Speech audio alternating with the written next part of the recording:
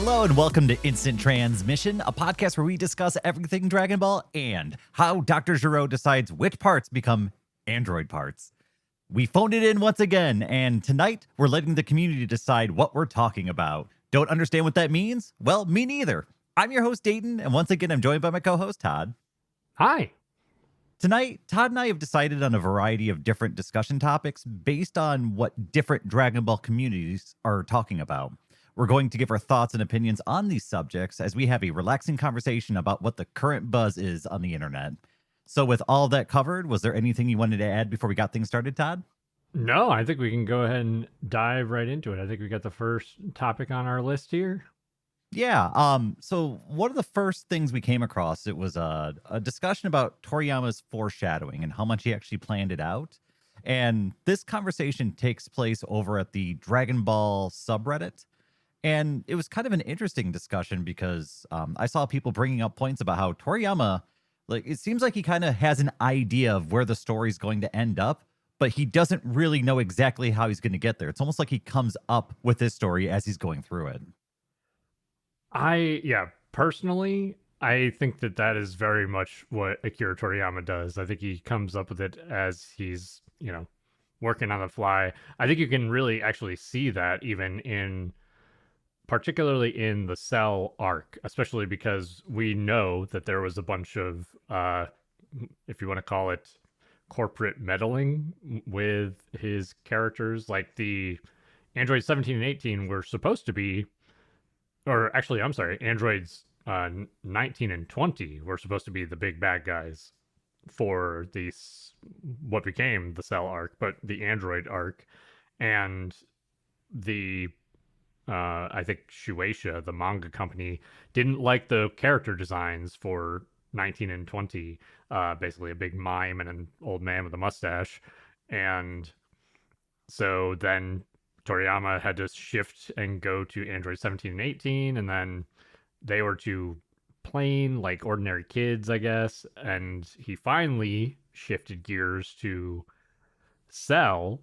And I don't know actually if Shueisha had meddling with Cell and him having multiple forms, but I mean that could have even been Shueisha meddling as well. But it gave us perfect Cell, so whatever, I'm fine with it.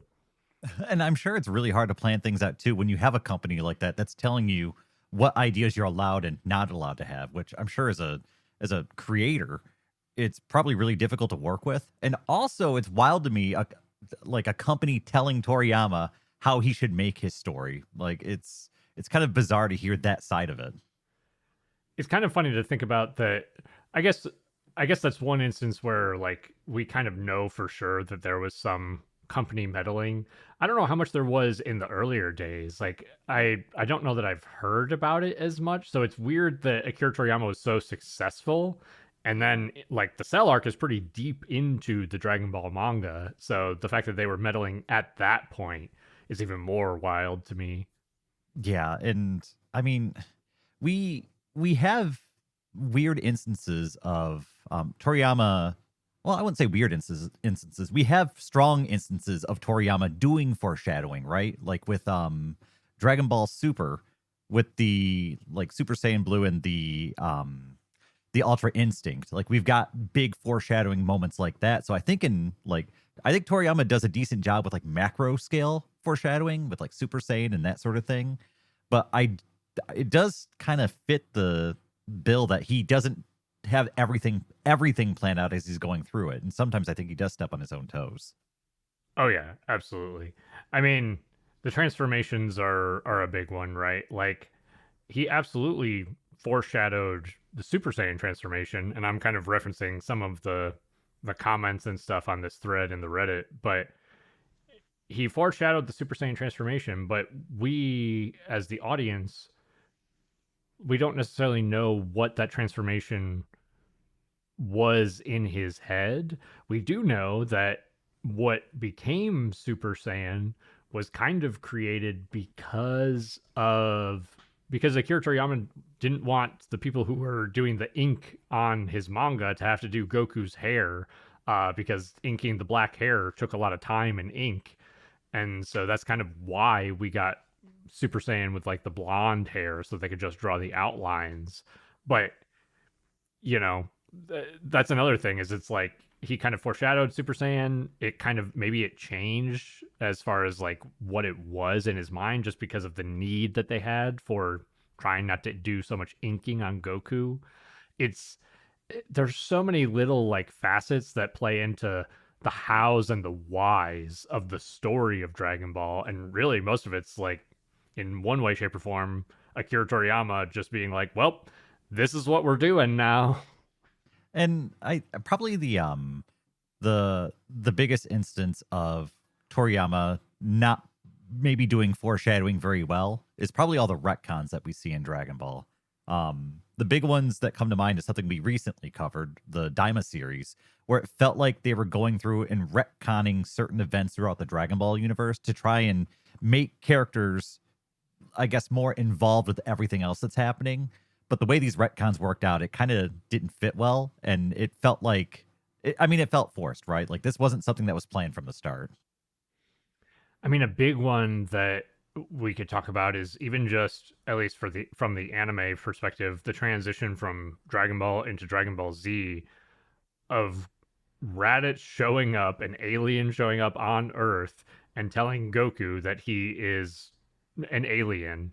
That's huge, right? And I think you could there's arguments to be made that there were seeds planted. Like, yeah, Goku started the story with a tail. He's certainly different from a lot of people or creatures on Earth, but there's so much magic and other strange animals and dinosaurs and all kinds of stuff on Earth that you don't think a lot of it. So it's kind of like, okay, did Akira Toriyama have that plan from the very beginning? I doubt it.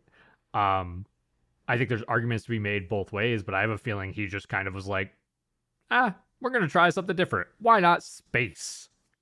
Yeah, and I mean it worked out really well, fortunately for us. But I think I agree with you that that likely wasn't the original vision for what Goku was. I think it was probably just he wanted something to reference the Monkey King, right? Like he wanted to have that tail, fighting with the staff. Like it was more so the image, and then he worked backwards from there. Is likely what happened.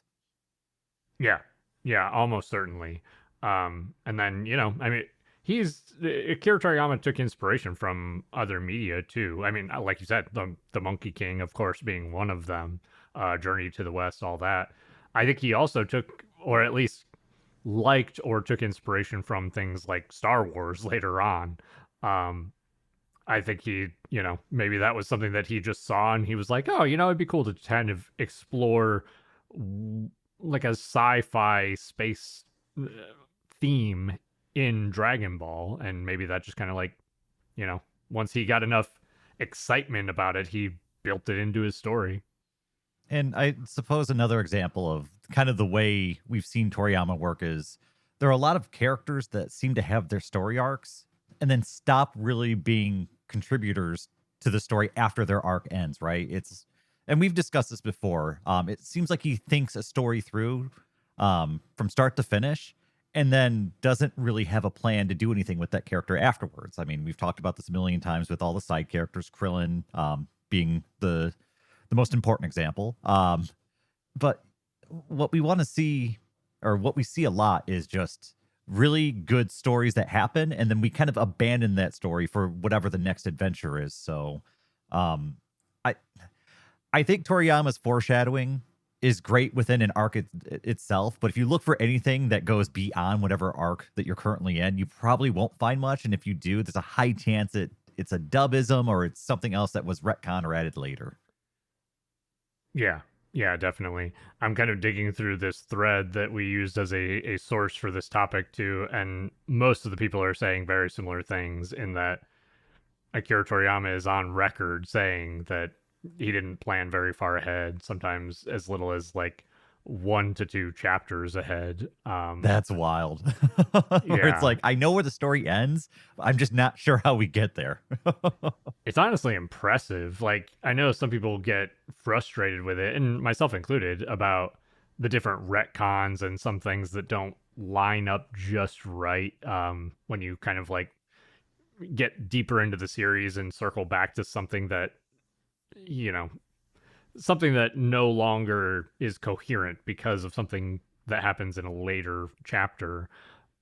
But it's super impressive that he was able to just kind of fly by the seat of his pants and be like, well, this is the chapter I just wrote. Now what's going to happen? And I'm sure it's quite difficult when you're trying to come up with all this stuff and you're also on a production schedule, right? Like you Yeah. don't have all the time in the world to put it together. It's all right, like we've got to get the next one out because I've got a contract and I have most of the ideas in place, but I don't have time to really flesh it out. So we'll shoot from the hip as we move. So I mean it's double impressive that he's able to put out the quality content that he's able to do. Yeah. Yeah, absolutely. We don't always get the foreshadowing that you might like in, a deep tale of storytelling, but he still manages to do foreshadowing in a lot of ways, which is, I mean, the fact that he can fly by the seat of his pants and foreshadow things, like, the man was very, very impressive. But I think for me, I think that about wraps up that discussion. You ready for the next one? Yeah, let's move on to our next topic. So this one is actually an official, I guess, Dragon Ball website post. It's a 40th anniversary special poll on everyone's favorite characters within the Dragon Ball manga original run. So this won't include anything from Super or Daima, but this is all the original characters ranked against each other in a poll to see who is the favorite. And I gotta say, I'm disappointed. So we could probably talk about this all day long, but they basically started with, like you said, Dayton, all the characters from the original manga run, which was 212 characters, which to me still sounds like it's not nearly enough characters for that. But this poll is basically still in progress. They've it looks like they've finished the first stage. So they've kind of cut things down from 212 characters down to 80 characters. And I mean, we'll give you just a few seconds to pause and wonder who number 1 and number 2 are on this list at the moment. If you guessed Goku and Vegeta, you would be 100% correct. And to make matters worse, number 4 is a combination of Goku and Vegeta. So Vegito is number 4 on this list. Goku and Vegeta are 3 of the top 4. It drives me up a wall. Like I understand it. I do love these characters. But come on, can we get someone fresh and new in here? Like I don't want the guy in the lunchbox always being the poster boy. Yeah. I mean, so it looks like these are I mean, anybody listening, you guys can go and you guys can vote on these characters, like the ones that you want to see move forward on this these little stages of this poll. I mean, I'm a huge Vegeta fanboy. I would love to see Vegeta move forward. Actually, did we find Krillin on the list? Krillin's number 11. Oh, he is number 11. Oh, he's high up there. That's good. Yeah, it's interesting, right? Like we'll go through the top 10 here because I think the top 10, at least right now, there's still a lot of polling stages and all kinds of things that are happening before everything gets done and dusted here. But the top 10 are Goku and Vegeta, and Gohan's after that, right? So those 3 are very unsurprising. Vegito being number 4 is interesting to me because I knew he was kind of a crowd favorite. I didn't realize that people liked Vegito that much. Yeah, I'm not super shocked by that. People do love Vegito. I'm trying to look at oh, here we go. Where is okay, Gotenks is number 13. He's real high. Trunks is 6, Piccolo's 5. Oh god, I thought Yamcha was high for a second. Yamcha's actually number 16. Yeah, it's not bad. But after Vegito, Piccolo comes in at number 5, which is not surprising. But Teen Trunks being number 6 is surprising and not surprising at the same time. I think everyone loves the cool guy with the sword.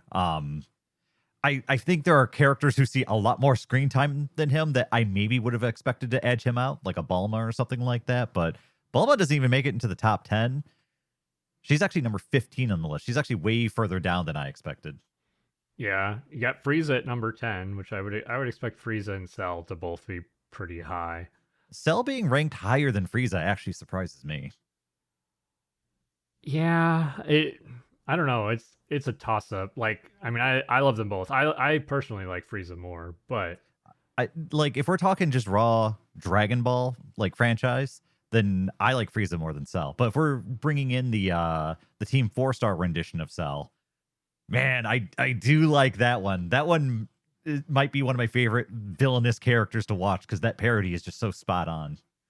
yeah, yeah. I have to remind myself that I have to remind myself which Cell I'm talking about when I'm considering like which one to put into a ranking. And if it like canon Dragon Ball Z Cell, I think I like Frieza a little bit more. Not to say that I don't like Cell, I do, but Well, Bardock being at number 7 is also a big surprise for me. I mean, personally, I don't like Bardock that much. So the fact that he made it into the top 10 kind of blows me away. he's another one that's like he's kind of like a actually is Broly even on this list? I guess Broly wasn't in the original manga. Um Bardock is another one like Broly though in my mind where it's like the fan base just loves him for whatever reason. Um for him being at 7 though, that is really really high. It's really the fact that he's ranked above Cell, above Frieza, like these just absolute titans of the franchise. Yeah, that is pretty freaking wild, especially when you're considering his contribution in the manga, which is borderline nothing. I think it's just the scene of him like opposing Frieza before Frieza blows up planet Vegeta. Yeah, I that one's a shock to me. And actually, Android 18 being at number 9 is also kind of a big shock to me. I mean, I love Android 18. I think she's a fantastic character, but her making it that high kind of catches me off guard. She actually ranks above TN, who comes in at number 12. So one of her core characters who was in the original franchise, she beats out. I'm trying to think of why people like 18. I mean, if we're going with the obvious answers, 18's a looker for sure. She cute dough. Yeah, yeah. I think that's definitely a factor. Also just has a cool personality too. So she's just like a cool, likable character, I think anyway. Even though she's like that cold and calculating, I think she develops like pretty well. I don't know. I like her character. It's funny to call her likable because she comes into the series as like a cold-hearted killer. But she's a hot badass, so I mean there's points for that for sure. Like her helping Krillin like cheat at cards when they're all hanging out at the lookout is just hilarious. Like I love that scene. I think it's funny because I think her character actually develops a lot after the Cell arc. I think there's a lot to like about her character in the Cell arc too, but yeah, I didn't even think about that. Yeah. And you know, I don't think this vote does cover these characters from the original run. There's no restriction on people voting for anything that happens afterwards, right? Like you're not required to only take into account this section of manga. They're just choosing the characters from the original run. That's kind of the funny thing too, is that the characters have been selected from the manga, but I'm sure people are voting for these characters based on any number of different things. Almost certainly, most of the people who are voting are not voting based on the manga content. I bet 90% of the people who are voting on this probably haven't even read the manga, but they've watched the anime. Which, I mean, it is just different. Actually, you described me. I did vote for Krillin, and it doesn't matter whether I haven't read the manga, but I still would think that Krillin's my favorite character, so nothing changes. It doesn't matter. Here's an interesting one. Just kind of scrolling down through the list to see interesting popularity rankings. Yeah. Lunch actually beats out Videl. Really? Yep, Lunch comes in at 19 and Videl comes in at 20. So, I mean, it's a neck and neck race, but I never really got into Lunch as a character. Like, there were some kind of funny gags every now and then, but I thought Videl was a much better developed character and much more likable, but the community seems to feel differently. I mean, the funny thing, and she's labeled as Lunch here, and I think a lot of the Western audience will know her as Launch. But the fact that, like, the video game Dragon Ball Z Kakarot makes a joke out of the fact that Launch has been completely forgotten in the franchise. So the fact that she even makes the top 20 is mind blowing to me. Yeah, and I mean, this like giant list of all these characters, over 200 of them. We've got like some obscure ones that made it up in here. Like Mermaid is 24. I couldn't tell you where that's from specifically. Oh God, it's almost certainly an original Dragon Ball, and I truly can't remember at this point. I recognize the visual for the I'm mermaid. guessing it's some sort of Master Roshi related potty humor. I think it was actually. Okay. All right, cool. But like, how does that beat out like the Tenkaichi Budokai announcer guy? Like, I think that guy is amazing. Like, definitely underrated. And I love when we get into the later arcs and he recognizes Goku and he's like, "Hey, I haven't seen you since you were a kid." I'm like, "Oh, that's so cool." Or he looks just like Goku. That must be his son. Like that kind of stuff where you see the announcer recognize him and almost like recognize his development.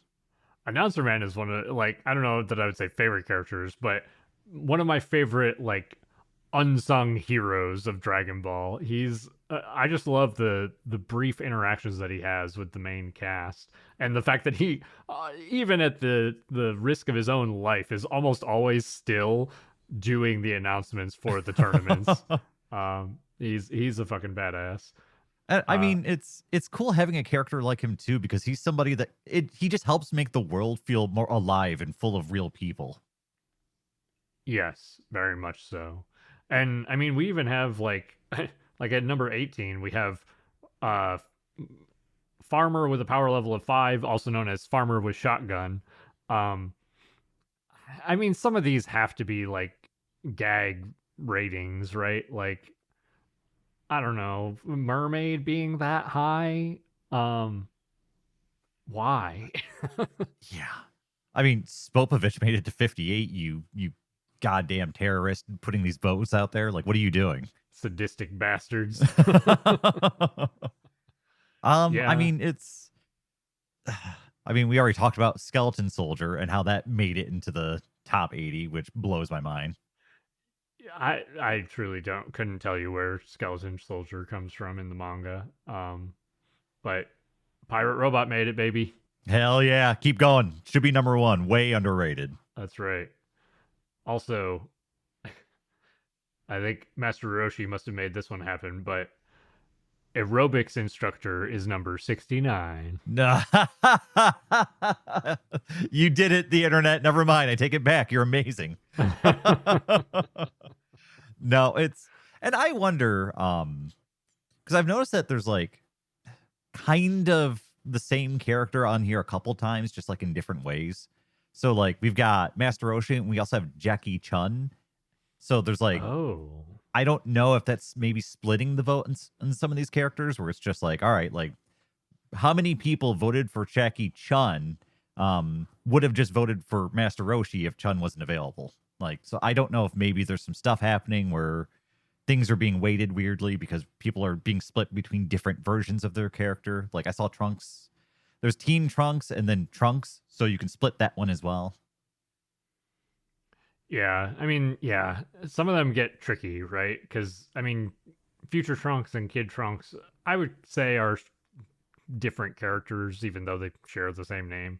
But like you said with the other characters or Jackie Chun and Master Roshi, there's also like Gohan and Great Saiyaman are separate on here too. Um, so yeah, some of them are a little bit strange in terms of like splitting hairs. Like, are those really different characters? Yeah, and I mean, I didn't go through all 200 characters, and I don't know because we're only looking at the end of the first stage right now, where 80 made it through. Yeah. So I don't know how many different versions of characters. Like I know Boo has how many forms that could have been on that list. Like that really could have affected him too. I'm actually gonna look at the full. You know what? Strangely, the only one that I see on the main list is Majin Buu Pure is what they have him labeled, which is basically Kid Buu, and then Majin Buu Good, which is Fat Buu. Strangely enough, I don't see like Evil Buu or Super Buu or Super Duper Buu. I'm honestly shocked about Super Boo because that's the one I think of when like the arc really takes that kind of evil twist and turn with the Boo saga where he goes and annihilates humanity.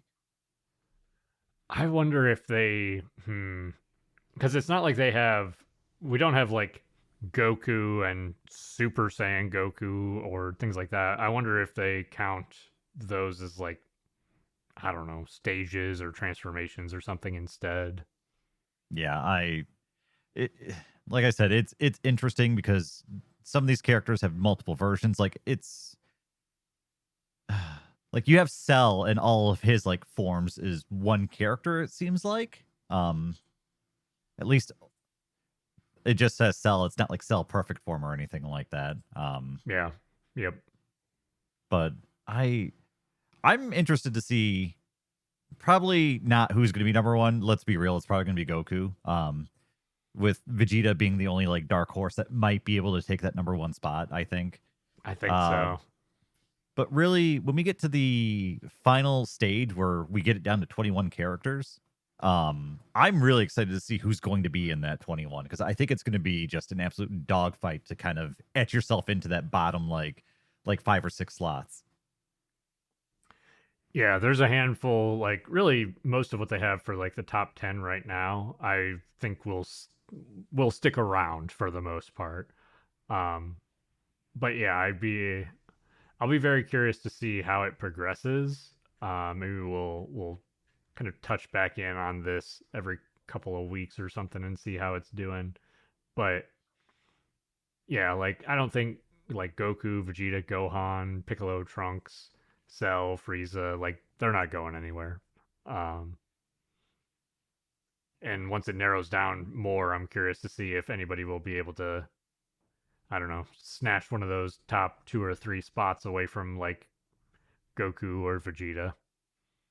Yeah, it's because once we trim out that many characters, we're gonna see all those votes go into other places, right? Like each stage, especially this early on, like big cutoff, it's really gonna shake up after this point. Like I think after this first 81, I think we could see the not top three. I would expect to say roughly the same: Goku, Vegeta, Gohan. Yeah. But I can really see it starting to bounce around once you get past that. Yeah, yeah, we'll have to keep an eye on this. This is fun. I'm glad that they pulled this together. It looks like I think the voting ends. I think I saw it was the day before Christmas. Is how they have it lined up. So like they're trying to keep. They're doing their best to keep Dragon Ball relevant while there's no Dragon Ball stuff going on. Which it's good for us.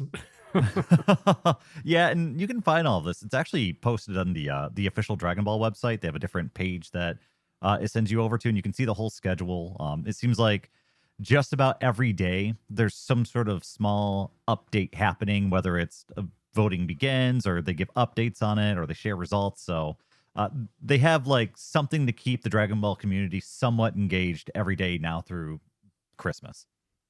Yeah, well, this is one in particular too. I think we'll have the links for all of these in our description notes for the podcast episode, but this one in particular we'll put in there if anybody wants to follow it and actually go vote, go participate, tell the world who you think is the best Dragon Ball or your favorite Dragon Ball character because I know I'm going to go in here and vote. All right.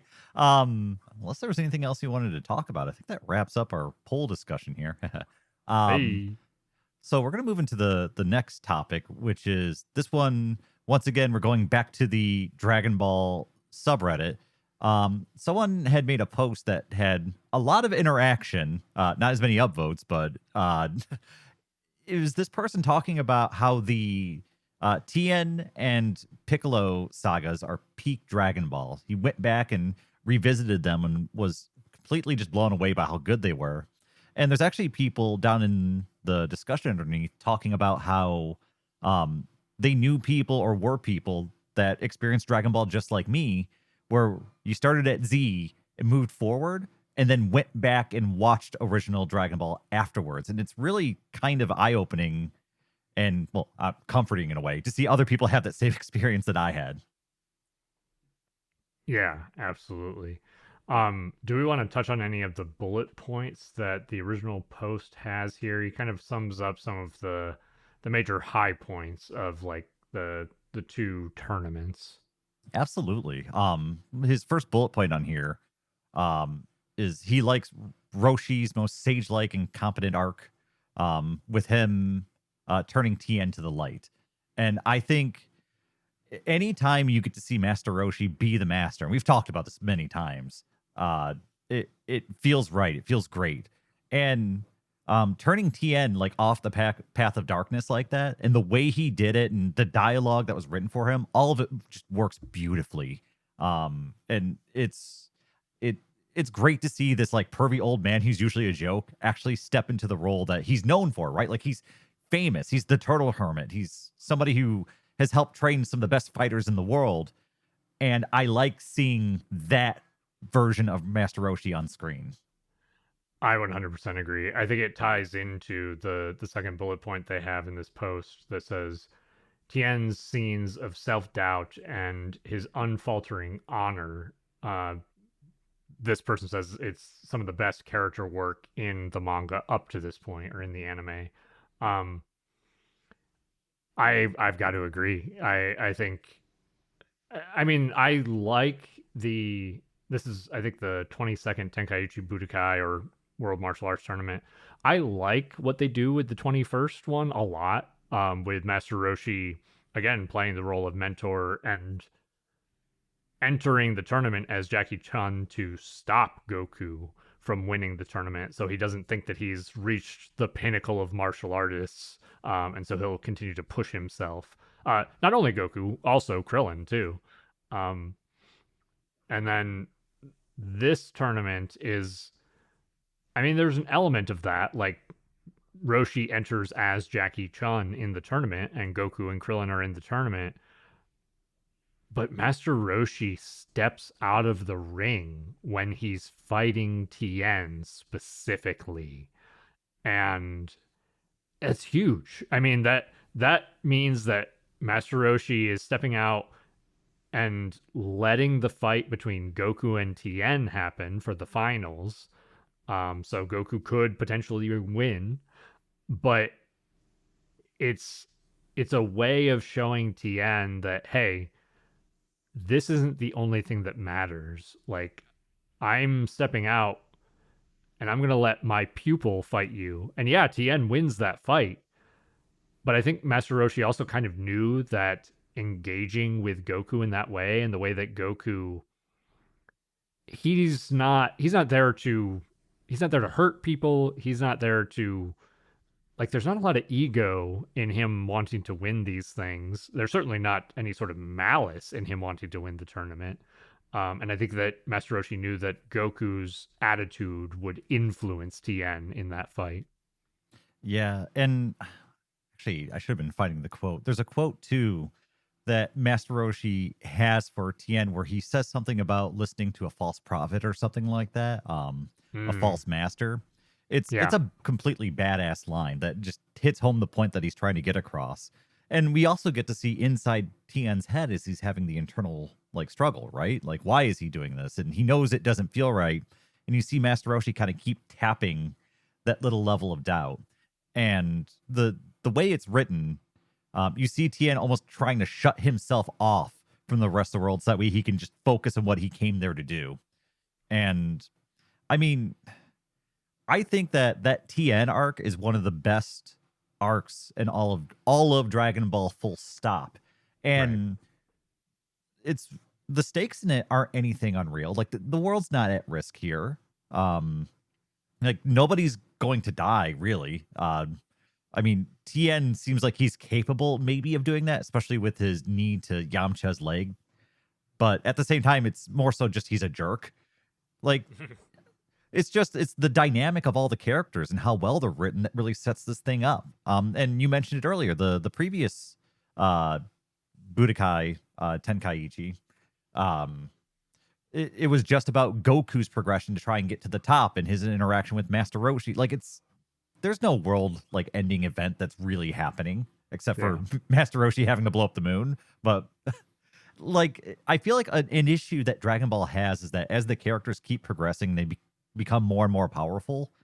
Like you almost hit like a ceiling on how high stakes can be. Like every villain is the end of the world, and you can't get higher than that. Like Dragon Ball did a great job of we're building up like it's Goku's ambition, and now it's Goku's ambition versus Tien's like struggle with himself and his own path. And so you got these characters that have their stories colliding, and it's interesting to see that play out. And it ends with the battle with Piccolo and possibly the fate of the world. Like I like how we build up to that. And once we get past that point, like I said, it's everything. The stakes are always the end of the world. And it gets harder and harder the more times you do that to really start feeling those stakes. And so this is like a perfect midpoint to a perfect buildup of stakes within the Dragon Ball universe. So I like this tournament. I like this arc. And I like every character's kind of colliding story at this one point. Yeah, 100%. I think some of the bullet points here kind of touch on also moving into the um the Demon King Piccolo arc, and that's, along the lines of like once the 22nd Tenkaichi Budokai ends, we immediately transition to the death of Krillin by Tambourine, which I think we've both talked about, Dayton. It's like a huge turning point in Dragon Ball. One of our main characters just dying. I mean, and Goku's best friend getting killed, and Goku going on like frankly, a revenge rampage, and losing his fight to Tambourine, almost getting killed himself. Um, it changes the tone so much, so significantly, and it leads us into what is.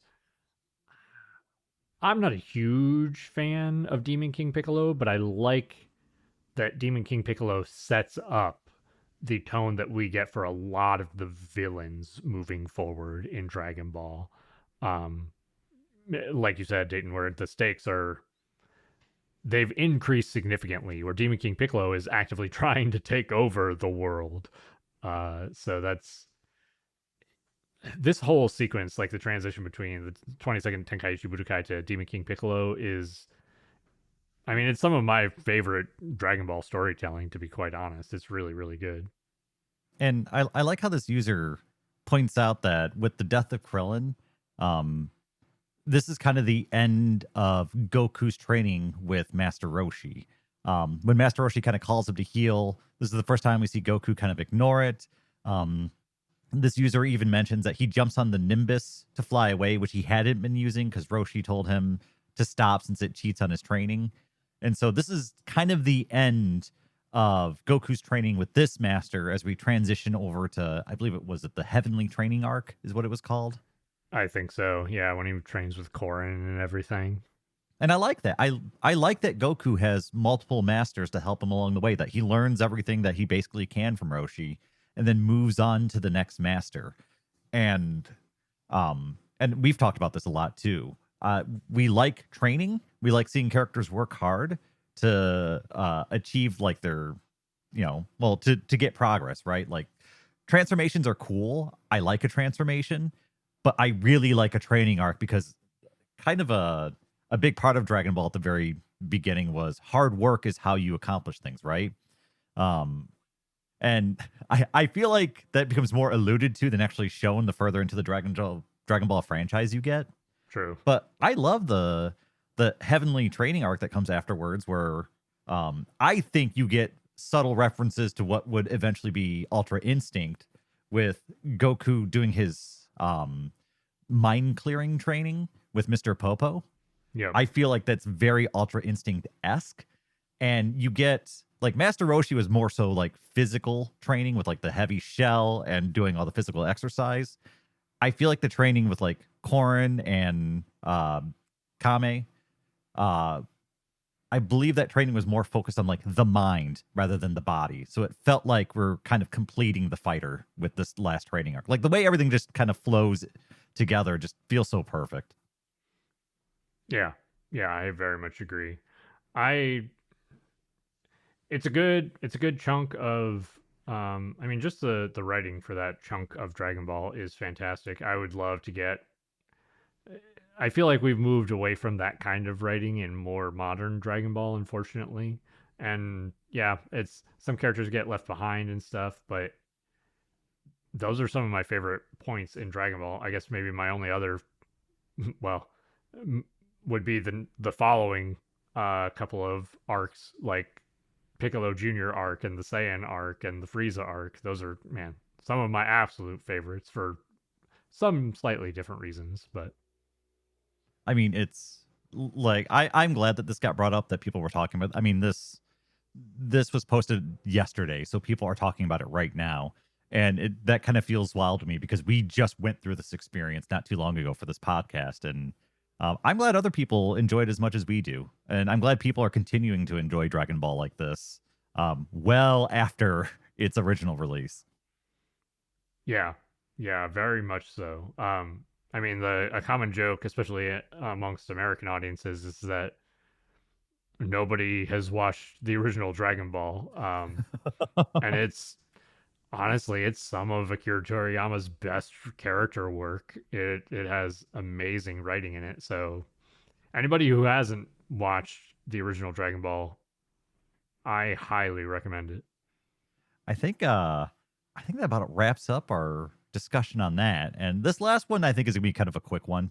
Yeah, This was just a discussion happening on the Kensenshu forums, and this was 189 pages into their all-purpose what if thread, where a user brought up the fact that Goten and Trunks were born without tails. And there's a point to this, but I kind of stuck on that for a moment because I guess I hadn't really thought about why don't Goten and Trunks have tails? Because for all I know, they're exactly as much Saiyan blood as Gohan is, and Gohan had a tail when he was young. So what happened with that? I know you mentioned something about a fan theory that might explain it. yeah, and I was kind of talking about this off the top of my head. Some people were had expressed online that once Saiyans get past a certain level of power, they their tail becomes unnecessary or they don't need it anymore. So I mean, Goten and Trunks became very powerful very young, and some might even assume that they were born very powerful. There's the whole topic of S cells, and Goten and Trunks have a bunch of S cells because their fathers are Super Saiyans or whatever. I don't know. But that kind of plays into the fact, or at least some people assume that it plays into the fact that they do not have tails. And Dayton and I talked about this briefly before recording. I think we both are kind of the mindset that it would be way more interesting for them and probably make more sense in the world for them to have tails. Yeah, I mean, we aren't really given a strong reason as to why they don't. And if they just came out and said that they had their tails removed, I would be fine with that because they've been doing that with Goku for forever, just chopping off his tail. So Right. if they right away just do that with Goten and Trunks, that makes sense to me. But we're never really given a solid explanation. And on top of that, I feel like it's depriving us of a possible story with these young characters. Because Goku's experience with his tail and Gohan's experience with his tail are both big character like building stories that they got to go through. And I'd like to have that with Goten and Trunks and see them kind of go through the same motions that, their parents went through or their siblings went through. And I don't know, it's just kind of a shame. I don't see why it was necessary to kind of write the tails out of these characters. It's a missed opportunity from my eyes. I think so too. I was just doing a quick Google search just to check the information that I was spouting. Apparently, well, some sources on the internet, take it or leave it, are saying that Akira Toriyama said that the tail is a recessive genetic trait. So it's possible that it might not appear in a hybrid Saiyan So I'm not child. saying I know exactly what a retcon smells like, but I Uh, this feels very retcon-y to me where he probably just didn't want to have to go through it, and so he probably just didn't give him tails. yeah, and I'm trying to decide, like, I don't know. There's a lot of stuff. The Boo arc has a lot going on as it is. If you throw in like Ozaru transformations, like I don't know if it would have helped it or hurt it. And I think they did. I think the Boo arc does a good job with Goten and Trunks outside of like eventually sidelining them. I Um, mean, I think it would be insanely cool to see like a Kid Buu fighting a uh Gotenks Uzaru, like that would just be pretty cool. the big size dynamic, just like swapping like that. That would be so much fun. There's also something that would be very interesting about. I don't think that we've ever really gotten a scenario where the Ozaru transformation works in the good guy's favor. Like, I mean, you could argue that for like in the Pilaf saga when Goku turns into an Ozaru, I think it frees the characters from the prison, but they're also in danger because Ozaru Goku's going to murder them. Well, I think Vegeta is like the only Uzaru we've really seen that can control the form, right? Everyone else turns into like mindless beasts. More or less. I feel like there's the implication that the Saiyans who have trained with it could do that. So like maybe Nappa or Raditz could have done that as well. But Vegeta's the only like true Saiyan that we see transform with the Ozaru form. That would be awesome to see Vegeta trying to train Goten or Trunks on how to control their Uzaru form. That would be a lot. Like, I don't know what that would mean for the Dragon Ball universe, but it would be a really fun story arc to kind of watch unfold. It would I actually do like that a lot. It would be very interesting, especially to see like, can you imagine Vegeta, I don't know, talking through like King Yama or King Kai or something after he dies in the Boo arc, and then trying to like reach out to an Ozaru Gotenks and trying to train them through controlling the form? That would be actually really cool. That would be a lot of fun. And I could honestly see it as a point of pride where, say Yeah. maybe Goten has his tail removed, but Vegeta like disallowing Trunks to have his tail removed because it's the right of a Saiyan to have to learn that form or something like that. Like I could definitely see some interesting storylines developing off of this. I actually do like that a lot, and I mean, that's a very Vegeta thing to do. There's no doubt in my mind that Vegeta, if somebody was like, "Yeah, we should cut Trunks' tail off," that Vegeta would be like, "Oh hell no." Yeah, if that was a story arc that Dragon Ball decided to just have, I would have loved it. I think it would have been a lot of fun. And that's actually like there isn't a lot of uniqueness to a lot of Dragon Ball characters. Like everyone has their named blast, but Vegeta controlling the Uzaru farm is definitely a very unique thing to him. As far as we see in the Dragon Ball universe, and honestly, I'd like to see them revisit that. Like now that we're having this discussion, I'm full on board for them bringing back the Uzaru form for Vegeta. Like I'd be super hyped if we ever got it again. I really like that a lot, especially because I think we've talked about it a little bit with Vegeta and Trunks and Vegeta and I'm totally drawing a blank on his name. I almost said Tarble, which is his brother, but the other Saiyan in Super that he trains, um, Kappa. Cabbage? Yes, Cabbage. His favorite Um, son, Kappa. yeah, exactly. who also does not have a tail. Um, it would just be fun to see Vegeta in that teacher mentor role. We see it a few times on very small scale.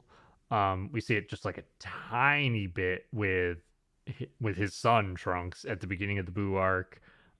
We do get to well, we don't even really get to see Vegeta train with future Trunks in the Cell arc, and then finally with Kaba, we see him Vegeta teaching Kaba in Vegeta's very Vegeta way.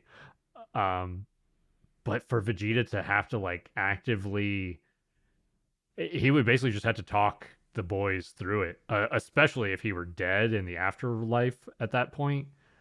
I really like the idea of seeing that. That could be really interesting. Like it's grounds for an epic speech where he's telling him to think of his pride in himself and his Saiyan race. Are you gonna let this form control you? Like it would be so awesome to just have that moment.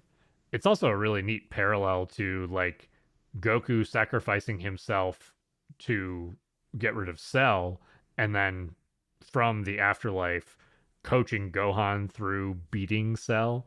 If we had something akin to that with Vegeta, like coaching his son Trunks, and in turn, like the idea of him coaching Trunks is one thing that I really love, but the idea of him having to do it for Goten and for Trunks and specifically for Goten, who is Goku's son, who at that point Vegeta is still has this, big grudge against. Like this weird mixture Oh, of respect and animosity. Like yeah. man, yeah. That's the story arc I think we missed that I think giving the boys their tails we could have had, which I mean, they could always just give them their tails back. Goku just randomly grows his tail back, right? Like it's not like it's completely off the table at this point. The number of times that Goku and Gohan have grown their tails back, like if Goten and Trunks randomly sprouted a tail, would not bat an eye. Yeah.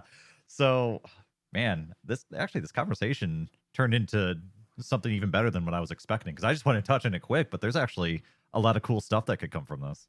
Yeah, the more that we kind of expanded on it and just dove into it, there's a lot there that I actually really like. And both of us love sensei moments. Like both of us love it when you get to see the master be the master and like especially late into the Dragon Ball story. Like Goku and Vegeta are obviously like top tier masters of martial arts and fighting and like you want to see them do that transition. Like when we Yeah. saw a bunch of that during the Buu arc, right? Especially from Goku, where he's teaching the boys the fusion dance and coaching them through different abilities because he's getting ready to pass on the torch. It's probably one of the best things about the Buu arc, and I wish they would go back to that. Like I feel like a lot of that was missing from Super. That's actually, as you're saying that too, that's actually another really great parallel is the fact that Goku shifted into the mentor role in the Buu arc, and he taught both Goten and Trunks. If you got to see a moment where Vegeta almost even reluctantly had to teach both Goten and Trunks and became a mentor, but also just because he would be the only one who could teach them how to do that. Like I could even see a moment of like Goku pleading with Vegeta to teach the boys how to control it because Goku doesn't know how to do it. Yeah, and I mean, if they did end up in the Uzara form, not only would they be insanely powerful, right? Because it's like a power magnifier. Um, who would be able to lop off their tail? Who would be strong enough around that could actually stop them? Like you'd almost have to try and talk them out of it. Yeah. Yeah, I mean, especially in Gotenks form, they'd almost have to wait until the fusion wore off, right? Which would also be real interesting to see how that works in conjunction with the Ozaru transformation. Yeah, I mean, you're worried about them just blowing up the planet at that point. Like you're trying to Oh yeah. like diffuse this bomb before it goes off because just one errant blast could end everything. Yeah. Yeah, that's another good point, which would also be another like reason why they need somebody to teach them how to control it. Uh there's a lot Man, there. That's man, I hadn't thought about it. if I could fan animate, this is what I would do. I would make that sequence. Like it feels right. It feels like it should be there, and it definitely gives. it reinforces kind of the uniqueness of Vegeta and gives him some more purpose in the Dragon Ball universe. Like I love it. Yeah, I mean, I'm never going to complain about more Vegeta, so. But yeah, I think that's about everything I had to say about that.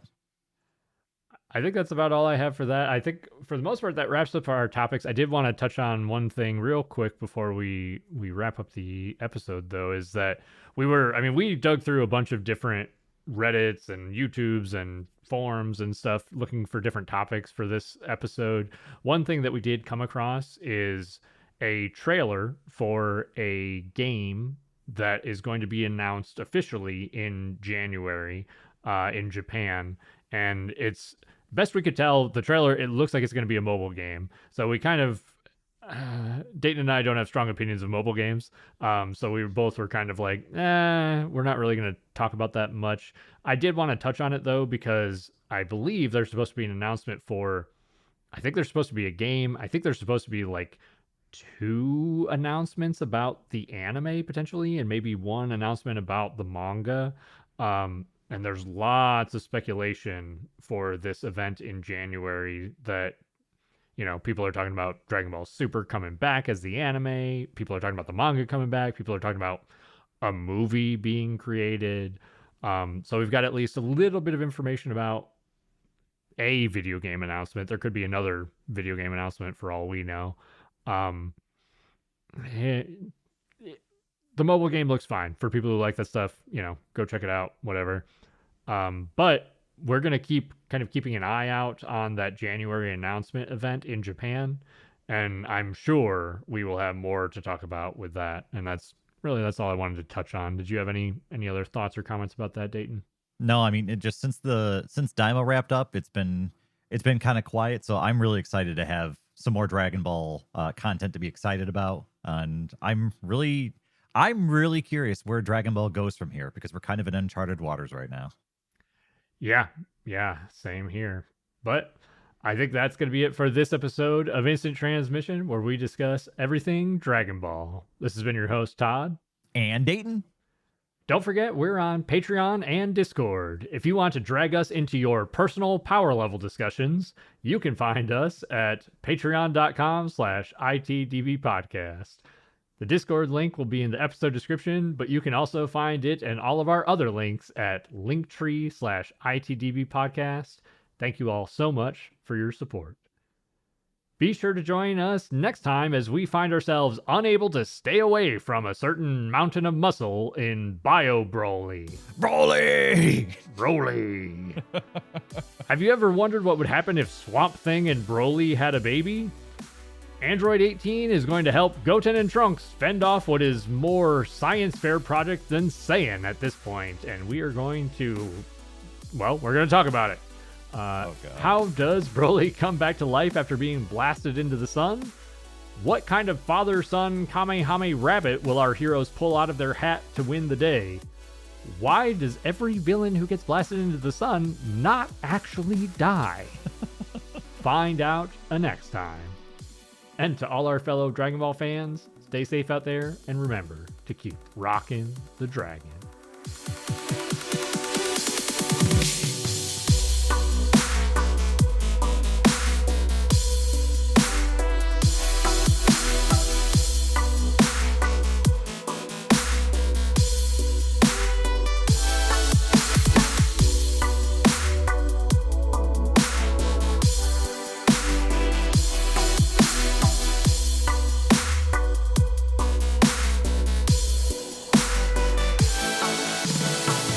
Dude, I had no idea what this movie was about. I don't know what I just signed up for. What, you don't want to watch Swamp Thing, Broly? Well, I do now, I guess.